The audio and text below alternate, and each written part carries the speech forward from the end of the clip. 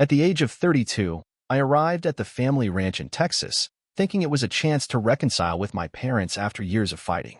But when I saw the stranger at the table and heard their plan to divorce me from my wife, I realized that this was not a reunion, but a treacherous trap. My fight for justice had just begun. Matt Grayson was 32 years old when his phone buzzed on a rainy Tuesday afternoon in Seattle. He glanced at the screen, expecting a client update about his latest photography gig, but instead saw his older sister Kate's name flashing. It had been months since they last spoke, longer since anything meaningful passed between them. He hesitated, his thumb hovering over the decline button.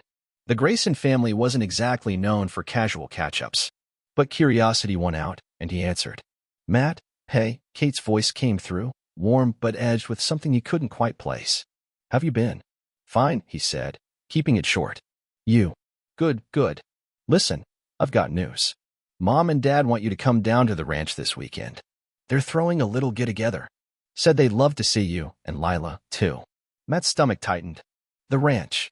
That sprawling patch of dust and nostalgia in central Texas, where he'd grown up roping cattle and dodging his father's lectures about real work. He hadn't been back in over a year, not since the last argument when his dad, Hank, called his photography career a hobby, and his mom, Diane, hinted that Lila wasn't Grayson material. Lila, his wife of 2 years, was the line in the sand between him and his family. A single mom when they met, she'd brought 4-year-old Oliver into his life, a kid Matt adored like his own. But to his parents, Oliver was a complication, and Lila was the woman who'd trapped their son. "Both of us?" Matt asked, skepticism creeping into his tone. "That's new." Kate laughed, a little too brightly. "Yeah, I know it's been tense. But they miss you, Matt. They're trying to make things right. It's been too long." He leaned back in his chair, staring out at the gray Seattle skyline. The idea of reconciliation tugged at him. He'd spent his 20s building a life away from the ranch, first college on a baseball scholarship, then a photography internship that turned into a real career. Meeting Lila at a university art exhibit had been the turning point. Her sharp wit, her passion for painting, the way her hazel eyes lit up when she talked about her dreams, it all hooked him. And Oliver? That kid's gap-toothed grin could melt anyone. Matt had fallen hard for both of them, no regrets. But his family never saw it that way. "I'll think about it," he said finally. "Lila's got a busy week at the gallery, and Oliver's got preschool. Not sure we can swing it." "Matt, come on," Kate pressed. "It's one weekend. Bring the little guy too. Mom's been baking those pecan pies you used to love. Dad's even talking about firing up the grill. It'll be like old times." "Old times?" Matt almost laughed. Old times meant Sunday dinners where everyone pretended the ranch wasn't bleeding money, where his dad praised Kate's husband for taking over the cattle business while side-eyeing Matt's artsy ambitions. Old times meant biting his tongue when his mom asked why he couldn't find a nice girl without baggage. But maybe Kate was right. Maybe they were ready to let it go. "All right," he said, rubbing his temple. "I'll talk to Lila. No promises." "Great." Kate's relief was palpable. "Text me if you're in.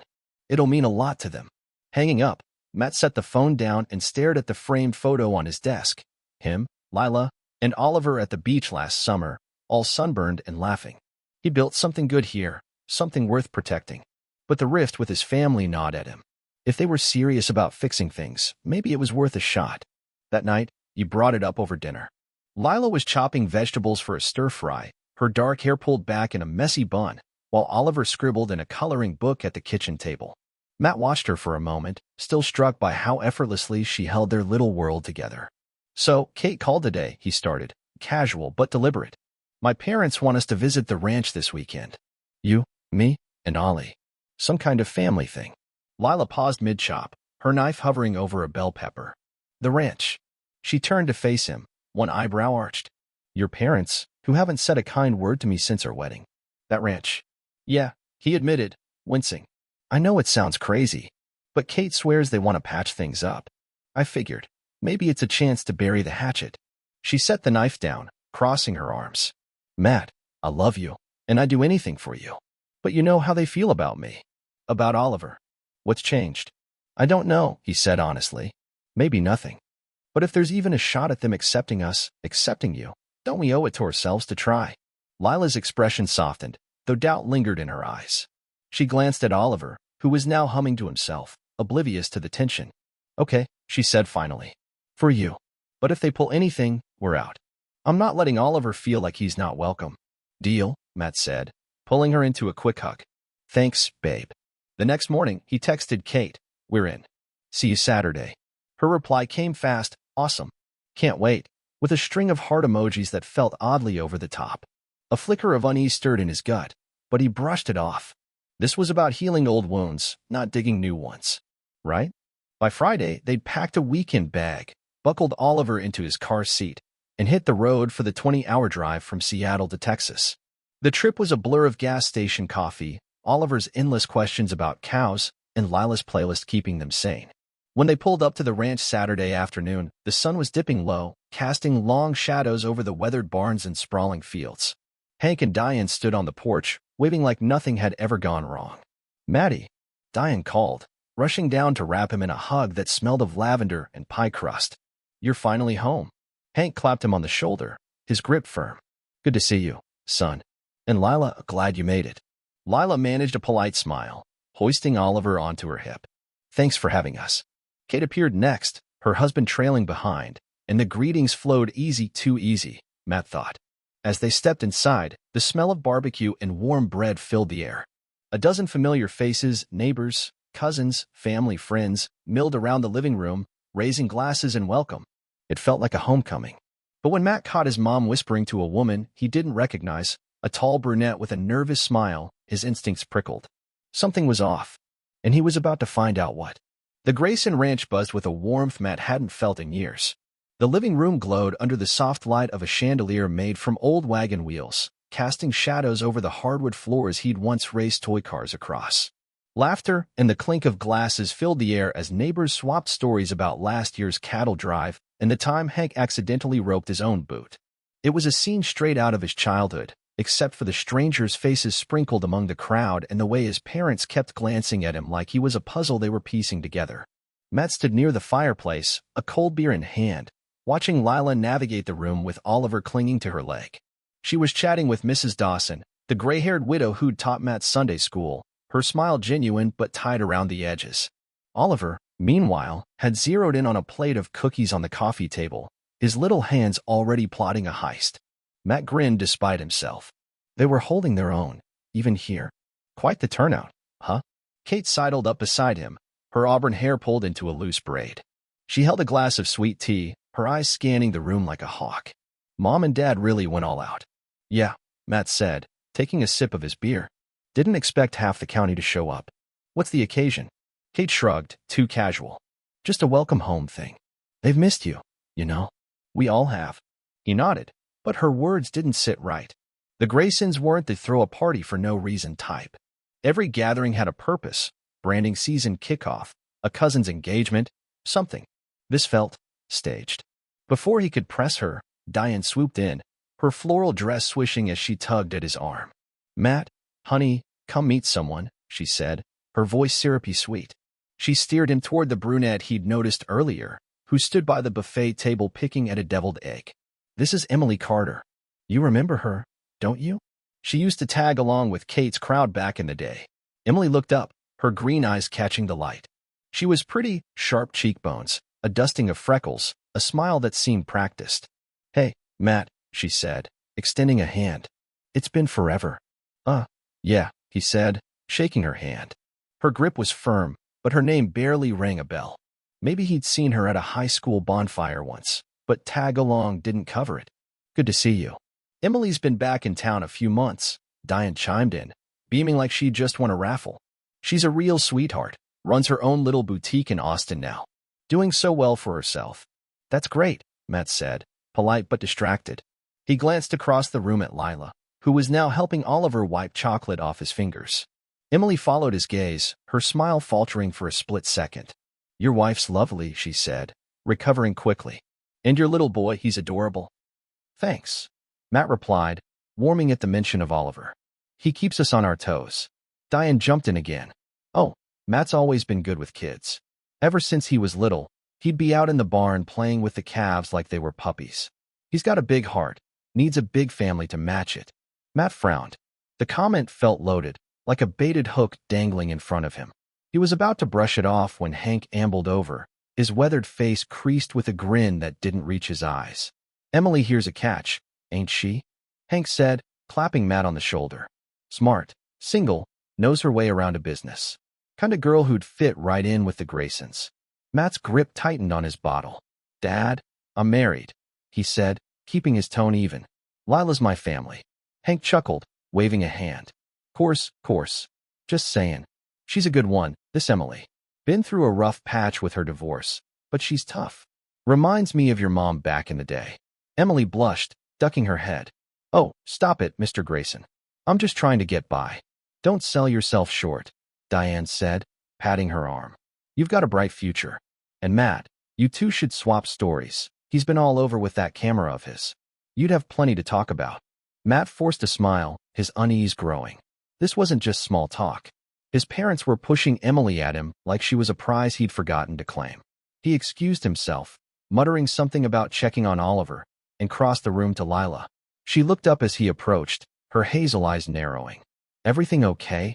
She asked, brushing a strand of hair from her face. Yeah, he lied, crouching to ruffle Oliver's hair. Just family being family. You holding up?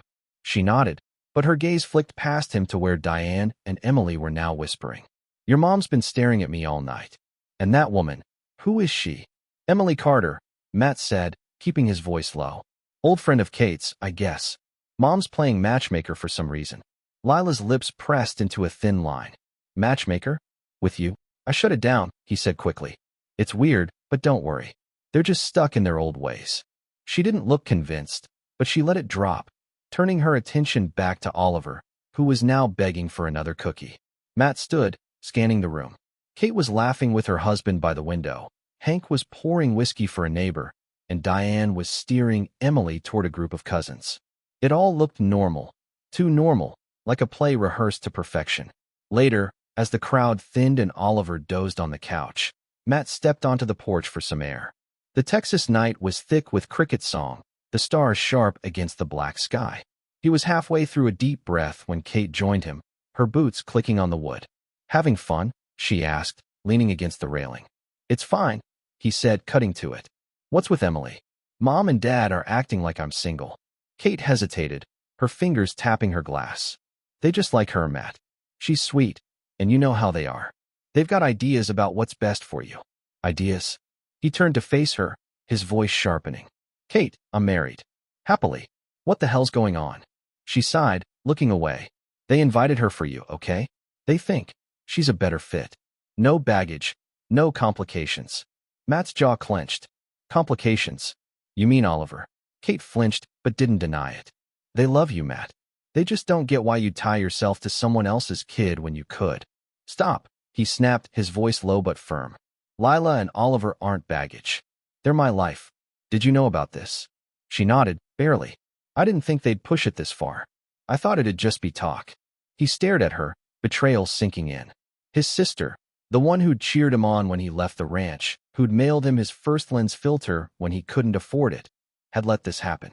Before he could respond, the screen door creaked, and Hank stepped out. Everything all right out here? He asked, his tone gruff. Matt met his father's gaze, the pieces clicking into place. Not even close, he said. We need to talk. Now. The air on the porch grew thick as Matt faced his father, Hank, under the dim glow of the ranch's old lantern. Kate lingered by the railing, her eyes darting between them like she wanted to bolt. Inside, the muffled hum of chatter and clinking dishes carried through the screen door, but out here, it was just the three of them, and the tension that had been simmering all night, now boiling over. All right, son, Hank said, crossing his arms over his flannel shirt. What's got you riled up? Matt didn't flinch. You tell me, Dad. Kate says you invited Emily here for me. That you think she's a better fit than Lila. What's that about? Hank's jaw tightened, but he didn't back down. Kate's got a big mouth, he muttered, shooting her a glare. She shrank back, but he turned his focus to Matt. Fine, let's cut the bull. Yeah, we asked Emily to come. She's a good girl, smart, no baggage, from a solid family. We figured you two might hit it off. Matt's laugh was sharp, bitter. Hit it off? I'm married. To Lila. You were at the wedding, remember? Or did you forget the part where I said, I do? Don't get smart with me, Hank snapped, his voice rising. We're not saying You don't care about Lila. But let's be real, Matt. She's got a kid that ain't yours, a past you didn't sign up for. You're still young. 32 ain't too late to start fresh with someone who can give you a real family. A real family? Matt's hands balled into fists at his sides, though he kept them there. Lila and Oliver are my family. I chose them. What gives you the right to decide they're not enough? Hank stepped closer, his boots thudding on the porch. Because we're your parents, damn it. We raised you to carry on this ranch, this name, not to play daddy to some other guy's kid. Emily's a clean slate. She's got no strings, no mess. You could build something solid with her. Matt shook his head, disbelief washing over him. You're unbelievable. You dragged us all the way from Seattle under the pretense of fixing things, and this is what you pull? A setup to ditch my wife. It ain't like that, Hank growled. We want you happy, Matt. Truly happy, not stuck in a life you settled for. Before Matt could fire back, the screen door creaked open, and Diane stepped out, her apron still dusted with flour. She froze, sensing the storm brewing. What's all this hollering about? She asked, her voice tight. Your husband's trying to pawn me off on Emily, Matt said, turning to her. Says she's a better match because Lila's got baggage. You in on this too? Diane's eyes widened, then softened with a practiced calm. Oh, honey, don't make it sound so ugly. We worry about you. Lila's sweet, but she's got responsibilities that weigh you down. Oliver's a darling boy, but he's not yours. We thought Emily might be a chance for you to have what you deserve. What I deserve? Matt's voice cracked with anger, though he kept it low, mindful of the guests inside. I deserve the life I've built. I love Lila. I love Oliver. You don't get to rewrite that because it doesn't fit your playbook. Diane reached for his arm, but he stepped back. Matt, listen, she pleaded. Emily's been through a rough divorce, poor thing. She's looking to start over, and we thought, well, you two could help each other. You've always had so much to give. Why waste it on it? Stop, Matt cut her off, his tone icy. Don't finish that sentence. You don't get to talk about my wife and son like they're a burden I need saving from. Hank huffed, throwing up his hands. You're too damn stubborn, just like always. We're trying to give you an out before you're in too deep. That kid's daddy could show up any day, claiming rights, and where'll that leave you? Matt's chest tightened. Oliver's biological father had vanished before the kid was born. Lila had made that clear when they started dating. Her ex was a ghost, a name on a birth certificate, nothing more. The idea of him resurfacing was a cheap shot, and Hank knew it. That's not happening, Matt said, his voice steady despite the fury bubbling inside. And even if it did, I'd fight for them. Because that's what you do for family. Diane's lips trembled, but she pressed on. We just want grandkids of our own, Matt. Is that so wrong? Emily could give you that, your own flesh and blood. Don't you want a son with your eyes, your name? Matt stared at her, the woman who'd tucked him in every night as a kid, now twisting a knife he didn't expect. Oliver's my son, he said, each word deliberate. Maybe not by blood, but in every way that matters. I don't need him to look like me to love him. The porch fell silent, save for the crickets chirping in the distance. Kate shifted uncomfortably, her glass now empty.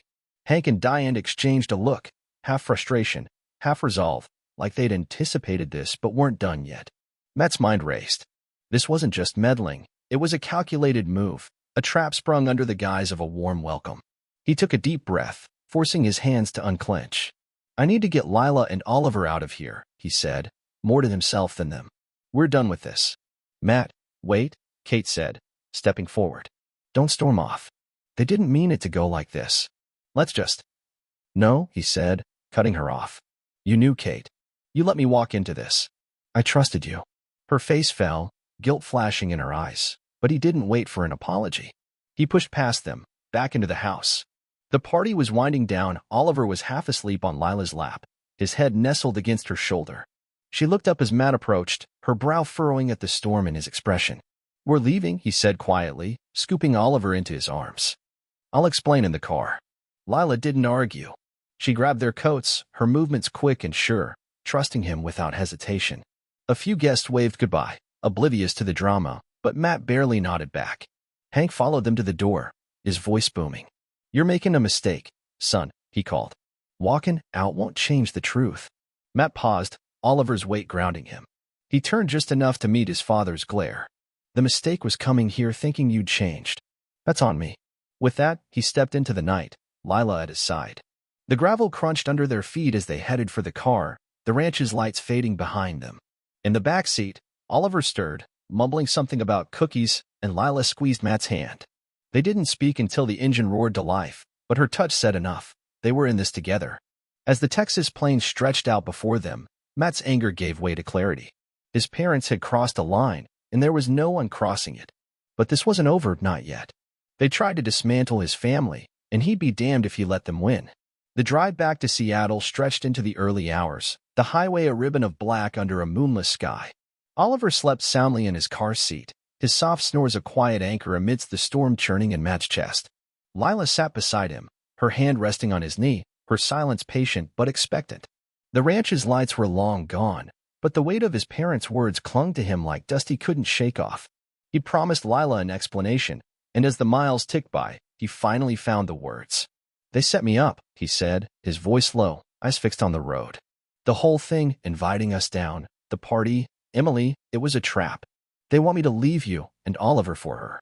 Said she's a better fit, no baggage." Lila's grip tightened, her breath catching. "What?" She turned to him, her hazel eyes wide with shock. "They said that?" Out loud. "Yeah," Matt nodded, his jaw clenched. "Dad thinks I'm throwing my life away on someone else's kid. Mom's obsessed with me having real grandkids. They figured Emily's single, no strings, perfect for me to start over. Kate knew the whole time and didn't warn me." Lila stared ahead, processing.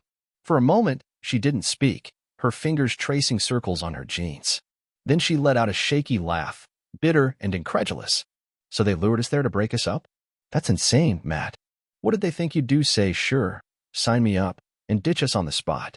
"I don't know," he admitted, his knuckles whitening on the steering wheel. "They're stuck in some warped version of what my life should be. I told them it's not happening, but they wouldn't let it go.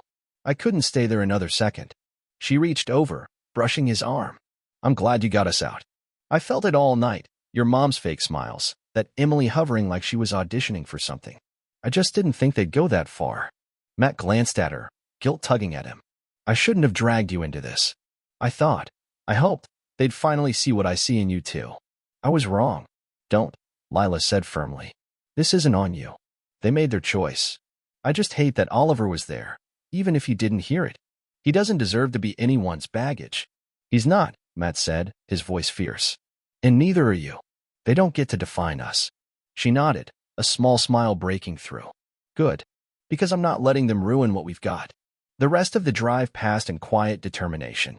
By the time they pulled into their Seattle driveway, dawn was painting the sky in streaks of gold. Oliver stirred as Matt carried him inside, murmuring about cows before drifting off again on the couch. Lila brewed coffee, and they sat at the kitchen table, the weight of the night settling between them. "What now?" she asked, cradling her mug. "They're not going to drop this, are they?" Matt shook his head. "Probably not. But I'm done playing defense. They crossed a line, and I'm not letting it slide."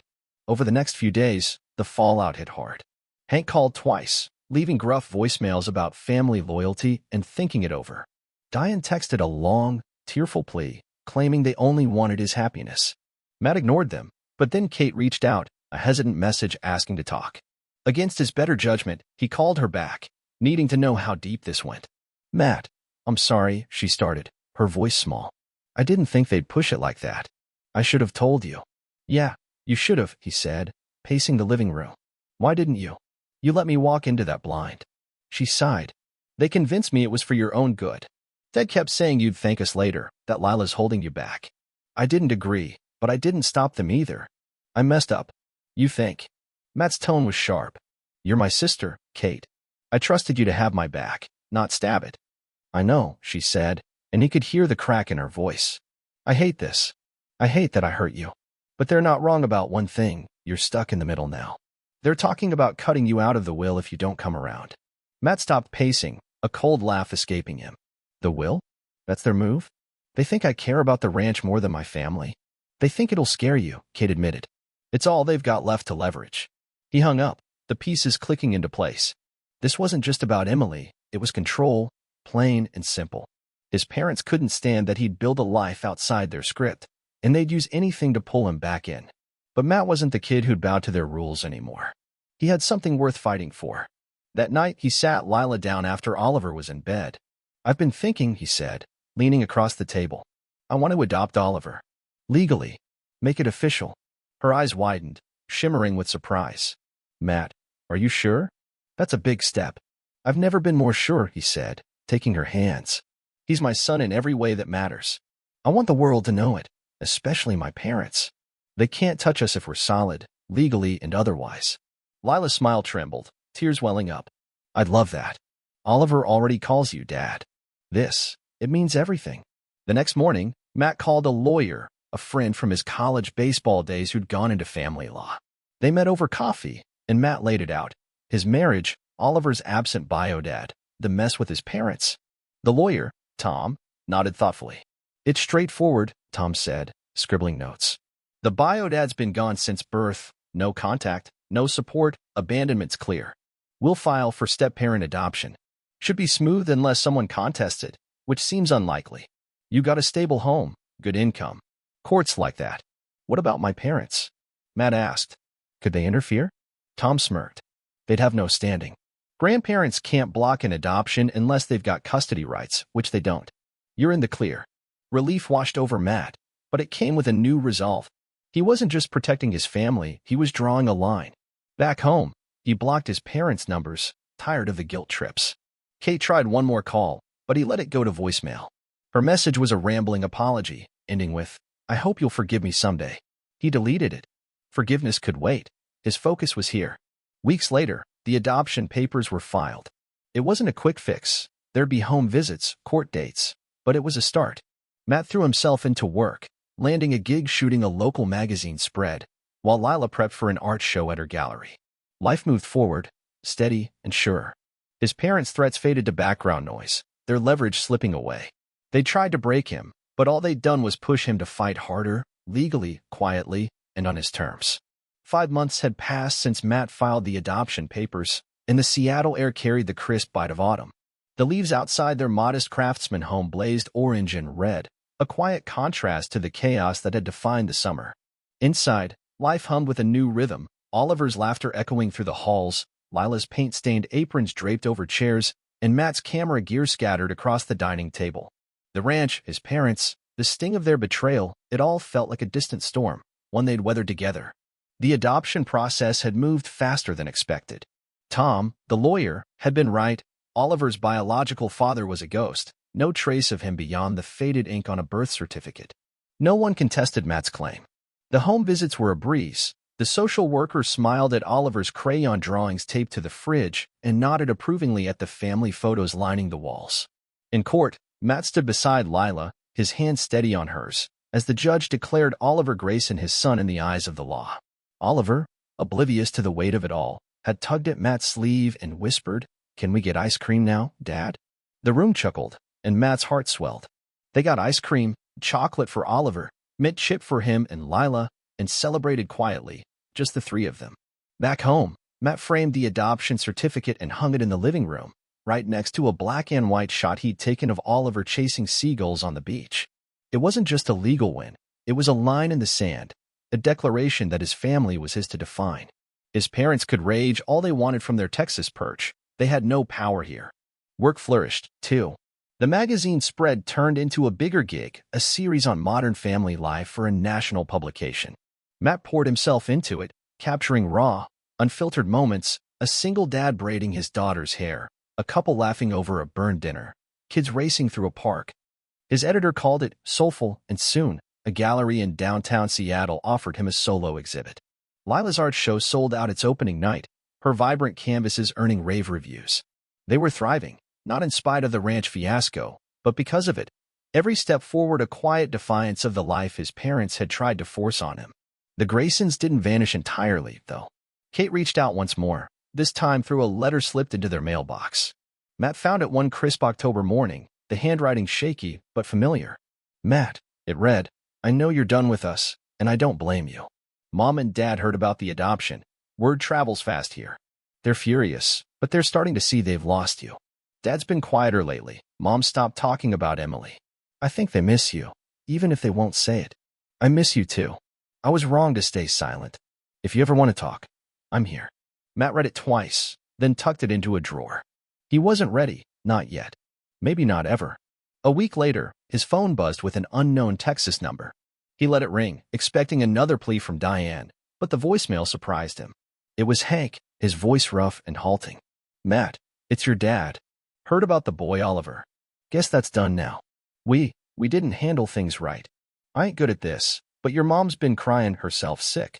If you're ever down this way, doors open." The line clicked off. Matt replayed it, searching for sincerity, but the words felt hollow, too little, too late. He deleted it and blocked the number. If they wanted forgiveness. Earned it, not demanded it. Lila noticed his quiet that night as they washed dishes, Oliver already tucked in upstairs. "You okay?" she asked, drying a plate. "Yeah," he said, scrubbing a pan a little harder than necessary. Dad left a message. "Same old, we're sorry, but not really routine. I'm not biting." She set the plate down, leaning against the counter. "You don't have to. We're good, Matt. Better than good.